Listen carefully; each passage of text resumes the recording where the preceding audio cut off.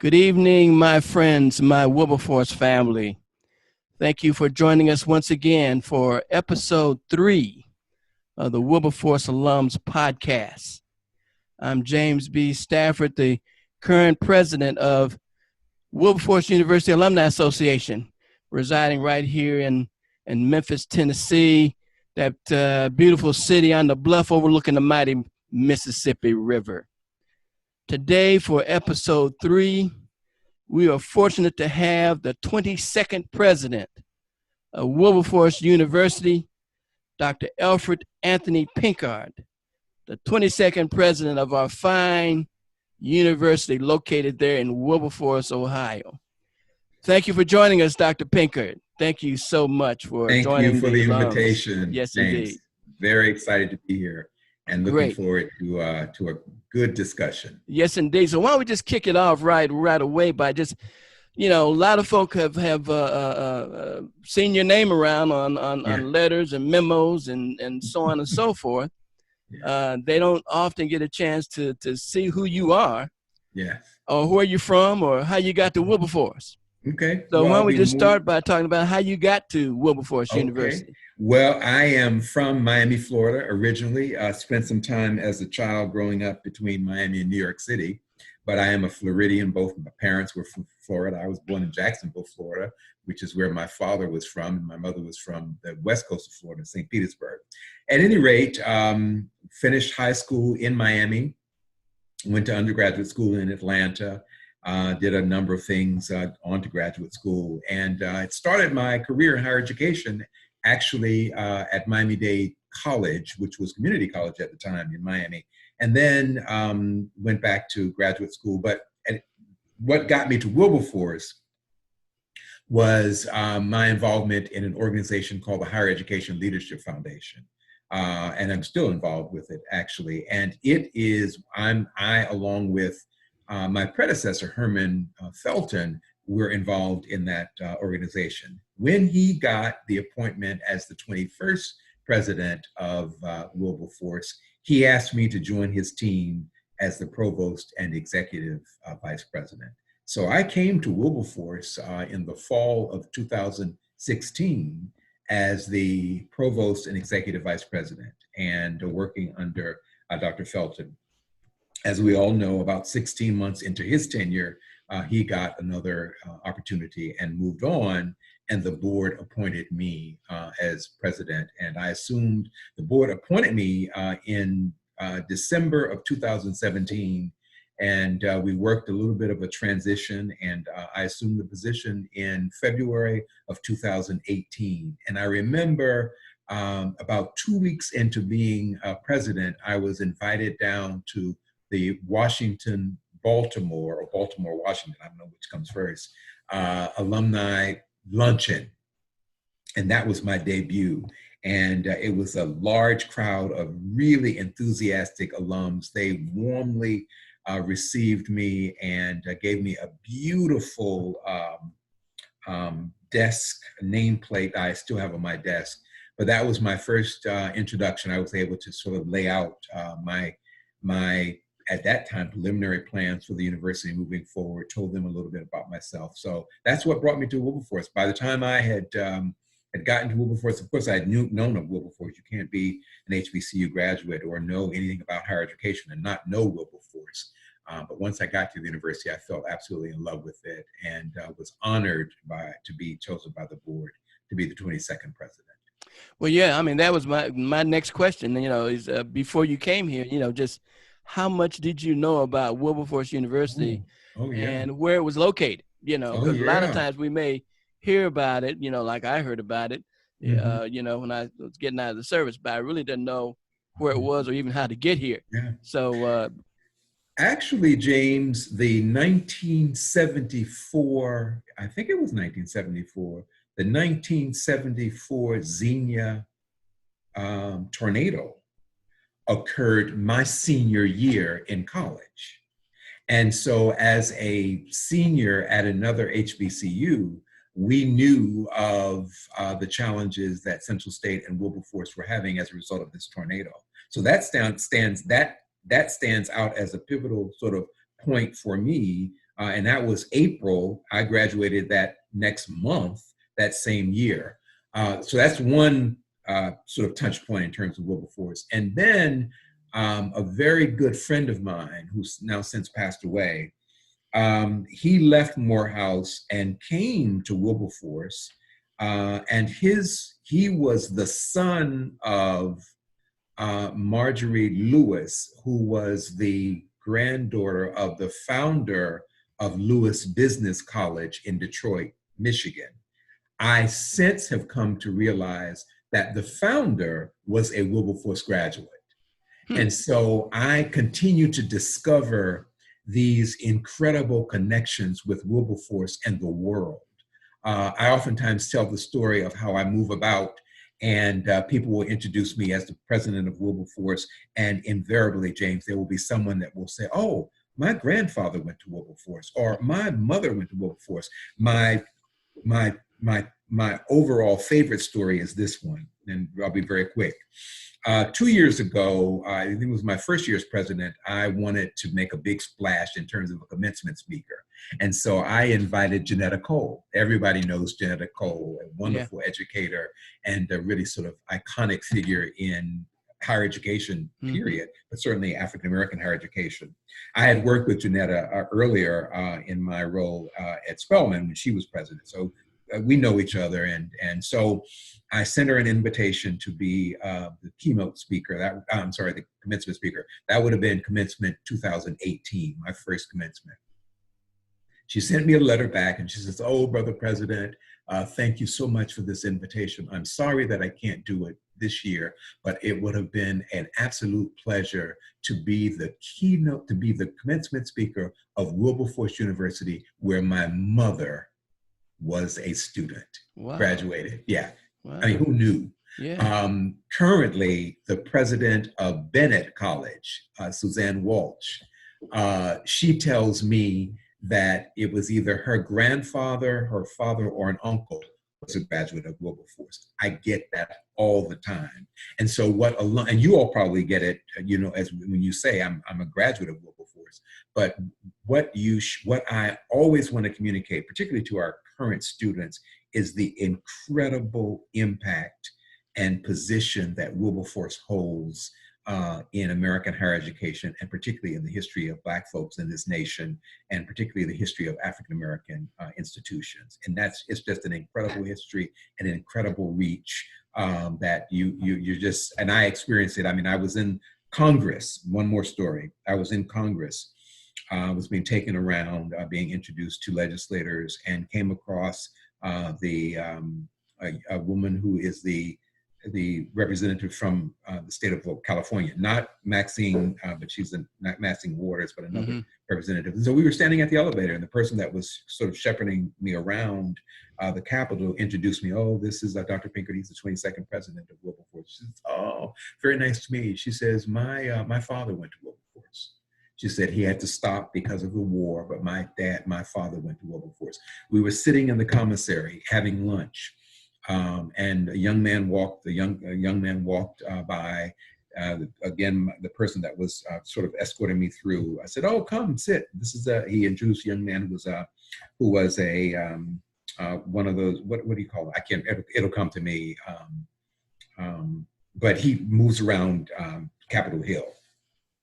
He introduced me. He said, "Oh, this is the president of Wilberforce." The young man said, "Oh, my dad went to Wilberforce."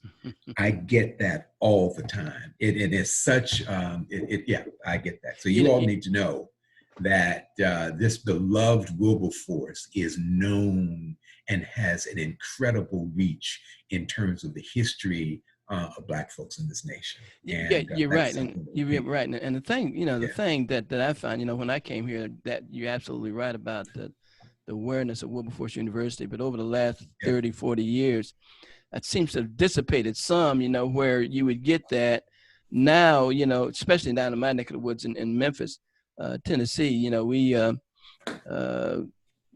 talk to kids and a lot of them don't even know where Ohio is, let alone Wilberforce University. But you're right. That's the way it was. And that's why we're trying to, get as much visibility and exposure of Wilberforce through through the Alumni Association via this podcast for one process, but to get that back again, where folk will recognize the name Wilberforce University, the first private historically Black college in the nation, founded in 1856, and that's where we want to be, and that's where the alums want it to be, and because that is certainly where it ought to be.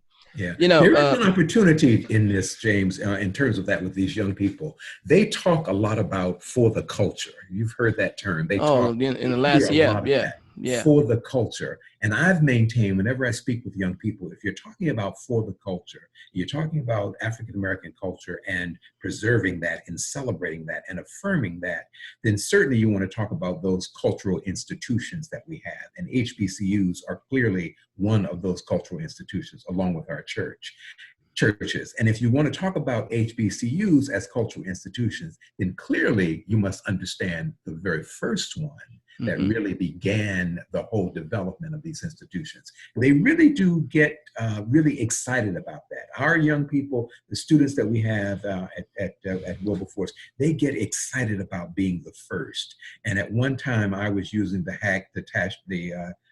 hashtag, before there was any, there was us. And it was just a way of really sort of a play on words to say, we were the first. You know what that means to be the first. And so there are opportunities out there to do just what you say we need to do in terms of elevating Wilberforce in the cultural consciousness in ways that it should be. Right. Well, one of the things that a lot of folk are interested in and a lot of talk, and there's a lot of information being passed around from university colleges, both majority and HBCUs, is about what's going to happen in the fall at these colleges, and of course, that is certainly the case at Wilberforce as it relates to this COVID-19. So, where do you think we're going to be? Well, it's an awful lot. I can tell you this: there are a lot of prognostications about what's going to happen to small special mission institutions like a Wilberforce as a result of COVID-19.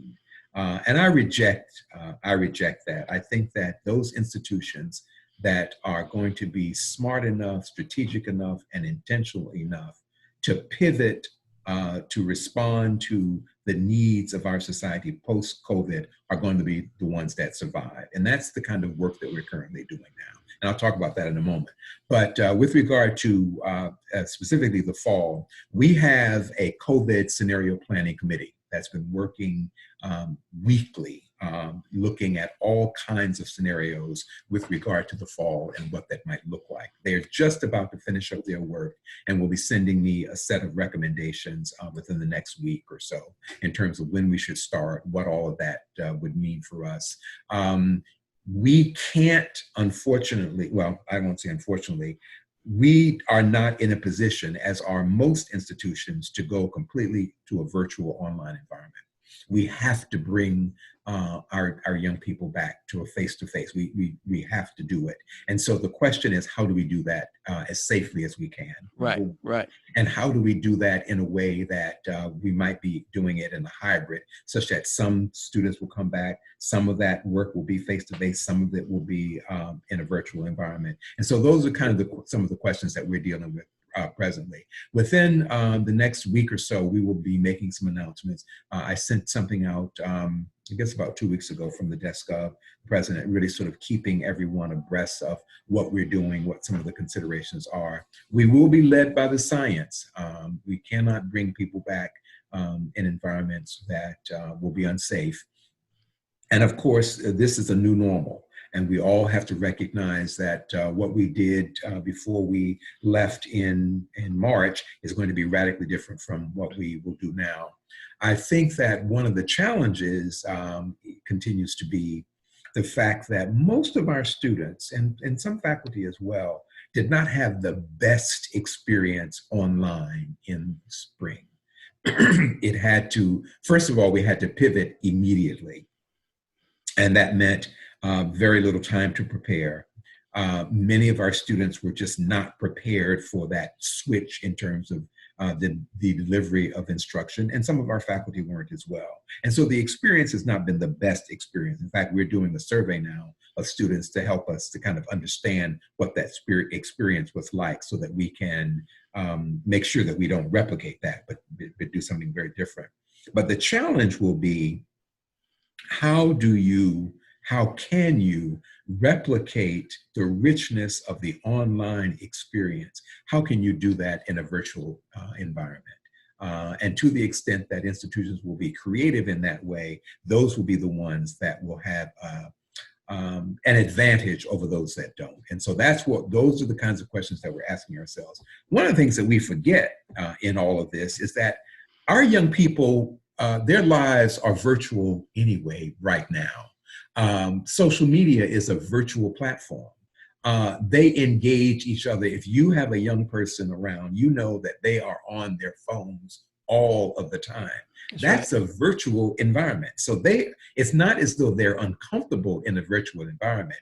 It's just that what they have known as face-to-face instruction has been the norm. That has been the norm for the last 100 more years in terms of American higher education. And what we're now being asked to do is to really sort of reimagine what teaching and learning looks like in an environment that is responding to a health pandemic. And that will be our challenge. But we will likely, again, I don't want to make any announcements here in advance of the recommendations that's going to come from the scenario planning committee, but it is likely that we will have some form of face-to-face. The university will open up. Central State has already announced that it will open up. Ohio State, Cedarville. And so in many ways, we are being all institutions are kind of being pushed along because of the sort of broader higher education community and what decisions are being made. I was on a call earlier with the UNCF presidents, 36 other presidents, including myself. There are 37 UNCF schools that are part of that UNCF consortium. These are all small private HBCUs. And we talked about opening up, what that means for us as a consortium, and what that looks like individually, what it looks like collectively. And so this is the work that we've been constantly engaged in actually since March, when we had to pivot very quickly to a virtual learning environment as a result of this pandemic. And everybody's watching the science. Everybody's watching to see if there's going to be a second wave. What will happen? How will we be able to isolate students? What will be the protocol for students returning?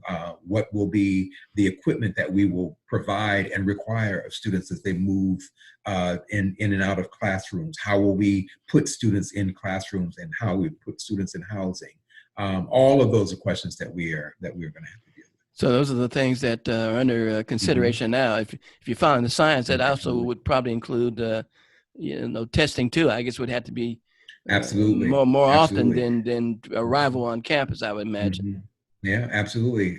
And then, of course, you have those groups of individuals who are in vulnerable categories, faculty and staff. They're asking the questions too. How will I be safe?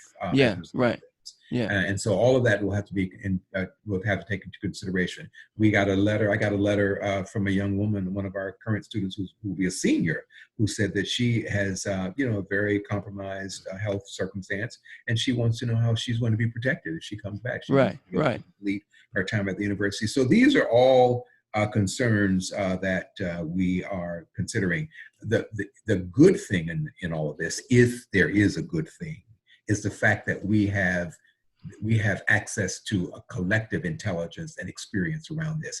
Every other school in the nation, every other college and university in the nation is facing the same thing. Right. And so we're talking to one another. We're saying, what are you doing? We're learning from one another. Clearly, some of us have more resources than others, but we can certainly use and learn from this sort of collective wisdom that we're all being exposed to. So with these considerations, will there be an impact, do you think, on the size of the student body coming back, or It's likely. It's likely. I will say this: while you may read, and it's so much information that's being written about this in popular media, and also higher education media as well.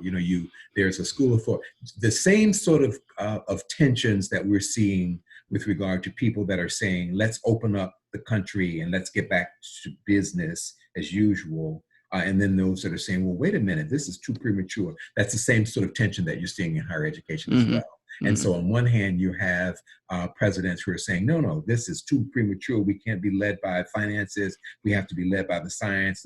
We need to not open up. I mean, the Harvard School of Education recently announced that it will be going full online for this next academic year. So you're having schools making those decisions. Recently the entire Cal State University system, 400,000 students, they've announced that they will be going completely virtual for the next academic year. By the same token, you have an Ohio State that's saying we're opening up, but we're opening up on these under these sorts of conditions. Will there be? And so to your question, what we have been able to determine, and a lot of the HBCU presidents, we're talking about this, is that our young people are looking to us and our institutions as a place of safety.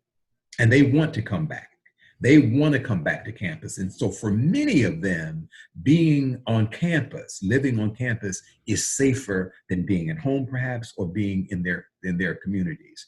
And now, with all of what is going on with regard to this latest killing in the series, obviously, of killings, students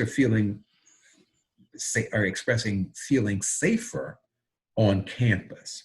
And so the verdict is out when you hear again these assessments of what's going to happen, and that you're going to see a 15 to 20% decrease in student populations of students coming back to school. We don't know what that's going to be like for our students. I mean, our students are a different breed of students.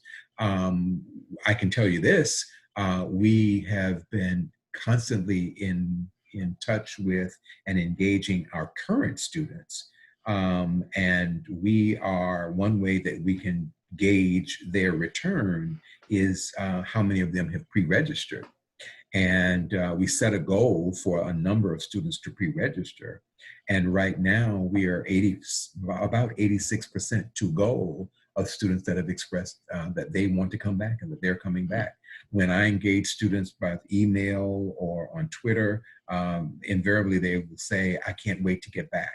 So for our students, there is, at least for our current students, returning students, there seems to be the same sort of excitement about coming back to campus, but they certainly want to make sure that the campus is going to be safe for them. New students, I think that's a mixed bag. I think we're going to have to wait and see. I think it probably would be prudent of every president and his CFO, his or her CFO, to probably plan for some decrease in enrollment, which is why we are at Wilberforce focusing in on the CLIMB program, which is the adult degree completion program, which provides a kind of hybrid educational experience where we're already online, so we want to continue that.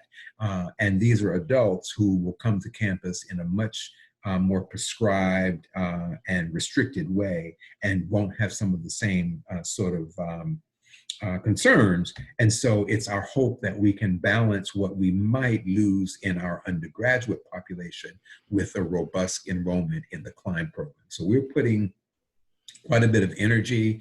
Today we had a strategy meeting around marketing and social communications for the CLIMB program. We're making some changes in terms of leadership of that program, but the idea is to really significantly support the CLIMB program and see a real significant uptick in enrollment there, not only for the fall, but throughout, to really kind of accelerate the strengthening and the enhancement and support for the CLIMB program. So how do you describe a CLIMB student or prospect for the CLIMB program? A CLIMB student is typically a working adult, someone who is 26 years or older, if I'm not mistaken, I think there is an age sort of requirement. So it's an older, 26 or above, someone who has worked, has a career. Oftentimes, it's someone who has done very well in their career, but has reached a plateau where some additional training and credentialing is required in order for them to take it to the next level. That's not always the case. Sometimes it's someone who's done very well in their career, but have always had an aspiration to gain an undergraduate degree. But because of circumstances in life, because life can intrude oftentimes on our plans, we're not able to accomplish that. And so they look to this program as a way to complete. And so that's the typical program the typical CLIMB student, working adult. And so the idea of taking their courses online is very attractive to them. And there is a feature in our program called the prior learning assessment, where you can get up to, there is a certain amount of college credit that you can get towards degree completion from past professional experience. Mm-hmm. So you develop what's called a prior learning portfolio. Right. You submit that portfolio is assessed, and you can get up to a certain amount of college credit for your prior work experience. That's very attractive to a lot of working adults. So that's the typical CLIMB program. So that CLIMB student is not required to actually live on campus or come to campus anytime? No. They're not required to live on campus. And in fact, we can't do it now, but we hope to get to a point where we are offering a complete online experience for the CLIMB student. That's going to be a very attractive option for us. Right now, we have to do it's a hybrid experience where some portion of the program can be offered online, but the other parts of it have to be offered in person. So in person, on campus, to campus. They have to come to campus, for that. Well, what about, when I was there years ago, the co-op program was really the attractive vehicle for coming to Wilberforce. How are we coming with that? You're very right. That program has been around since 1964. In fact, Wilberforce was one of the very first HBCUs to have such a program. And for many, many years, the co-op program was a signature program at Wilberforce. That's right. So, they came to Memphis at one of the HBCU here to help them do a similar program. Yeah, there are many alums who will talk about their co-op experience, and it is still required of every student. We have completely reimagined the co-op program. In fact, now it's the Cooperative Education and Experiential Learning Program. You may have recalled several months ago, we made a major announcement about a $10 million investment in the co-op program over a 10-year period made by our current board chair and alum, Mark Wilson. That involves a relationship, a partnership. Chime Solution, which is his company, will be the first of many partners that partner with the university for their workforce, for a portion of their workforce. And so they pay the university for workforce personnel. And in this case, the first 100 students will be Chime Solution workers as a part of the co-op program. So these students will get academic credit. They will fulfill their co-op requirement, and they will also be paid by Chime Solution. Chime Solution, in turn, pays the university as a partner in this. So it's an alternative revenue stream for the university, and it's a way of getting students real world experience in the workplace, satisfying their co-op requirement so that they have academic experience while at the same time being paid. So we're just about to launch that now. We've been very excited working to get all of the details. Again, as I mentioned, Chime Solution is the first of many companies that have expressed an interest. We're looking at Uncova. They have expressed an interest in being a partner. And so it is our hope that ultimately the kind of partnerships that the university has with these companies to provide them with workforce will be just a real model for college to career, which is a lot of the current conversation in higher education is about college to career. Prospective students and their parents are asking, how can I assure that my child, after their collegiate experience at Wilberforce, will be able to go out and get a job? And what we're being able to say is we can give them an experience that allows them to network, that gives them real world experience. And so it is almost assured that once they finish their academic requirements here at Wilberforce, they can go out and get a job. And so this we think is a blue ocean for us. This is an area where we can really distinguish ourselves. It speaks to, again, an institution, small institution, using what it has, reimagining what it has for the 21st century in a post-COVID environment. So we're not sitting back saying, oh, look at what they're saying about small schools like us. Oh, look, we have all of these challenges. No, we're saying, what do we have that has worked for us in the past that we can look at and we can understand you have to do an environmental scan. You have to understand what's going on and currently what's going on in higher education. And how can we plug into those needs in a very strategic and intentional way? And that's the kind of thinking that's going on at Wilberforce right now. That's where it ought to be. Wilberforce, as I've known, especially those who are here with me, we've always been on point, taking the lead, and we don't need to sit back because we can't afford to let any grass grow under our feet. Absolutely. Wilberforcians, we're visiting here today with the 22nd president of Wilberforce University, Dr. Elfred Anthony Pinkard, the 22nd president of the famous Wilberforce University. Absolutely. So Marte. Absolutely. Let me. We were almost run out of time, man. It's time to come by. Sorry, I know time goes by fast when you're yeah. Let me leave it with this though. Many alums have called me and said, especially those who are on the retirement calendar, said, I've got time if they need some volunteers to come down there to stuff envelopes or put envelopes in the mail or file whatever needs that they have. I'm willing to volunteer some time, and willing to do that now. As a matter of fact, I got some names right here on my desk. I'd be glad to share with you if you're interested in them. Some of them are retired from education, some others from business. So, and I've got these cause more than once, I'm willing because these folk, as well as I do, love Wilberforce University.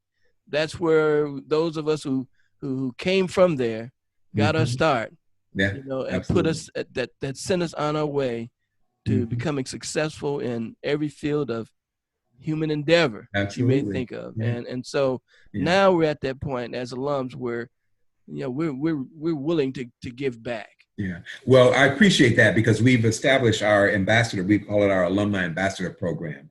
And this is a program that allows for alums those alums that you just identified to come to the university and to find a way to help.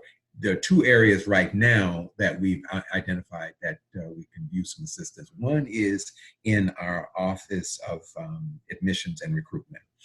We need people there. And so if you're interested there, you can contact I would contact Jocelyn Neely because she's in that office. And then also we can use help some warm bodies in the Climb program as well, as we get more and more students expressing an interest, being able to field telephone calls, get information from students, get information out to students. Right now, there are only 2 full-time persons in Climb, and so that's another area. So if you have, and there are other areas as well, but those are 2 most immediate. If you have an interest, then I would ask you to be in touch with Jocelyn Neely directly. And we'll go from there. Absolutely. Good. Perfect. Let me also mention that we're looking, we have a couple of active searches out there as well. So for those alums who are still in the workforce and who have an interest in. So we're looking for a dean for our College of Graduate, Adult, and Continuing Education. We're looking for a director of the Climb program. And so those are two immediate positions that we want to be able to fill. So if you have anyone, if you have any interest or you have someone who might be a good candidate, certainly send them, have them contact the Office of Human Resources. That would be Anita Jefferson Gomez. Good information. Good to know. Well, look, one last question. I know Yes, there's been several colleges across the country and universities that, have announced that they're shutting their doors. There's one down there in Cincinnati, and I was just wondering, in the Cincinnati area, rather, whether or not we have tried to pursue after any of those students who may be looking for a place to finish out their academic career since their current university or college has shut its doors. So that's a good question. I don't know so much if we've had any formal, if we've had any formal outreach, but that's certainly something I will follow up with Dr. Tasha Bradley, who is our EVP and for Enrollment Services. At one point, we were looking at a college in South to have a relationship with, but that's a good question, and I'll follow up on that. I think that was asked in an earlier engagement when I was, I think it was during the virtual conversation. Question came up. Yeah. So let me make a note to follow up. Yeah. Great. Well, Dr. Pinkard, we're out of time. We've actually gone over more than than I've really allotted. And so that means that I still got some questions. so you have to commit to coming back. Absolutely, anytime. This has been very enjoyable, and I always like to get in front of alums because I want to make sure that you all are fully informed. I've always said that I want to be completely transparent, and that's the only way that we can both work together, because we have one interest, and that is the transcendence and ascendancy of our beloved Wilberforce. Absolutely.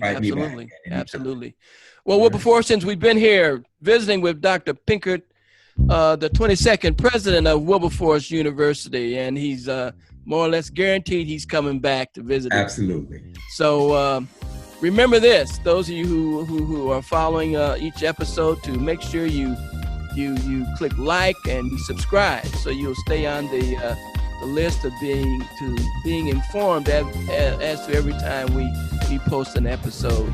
This is episode 3. Fellow alums, this is the Wilberforce Alums Podcast, episode 3. Make sure you subscribe. Thanks a lot, and see you the next time. Thank you, everyone. Be safe and be well. Sua Marte. Thank you, James. All right. Have a great weekend. All right, you do the same. All right. Bye now.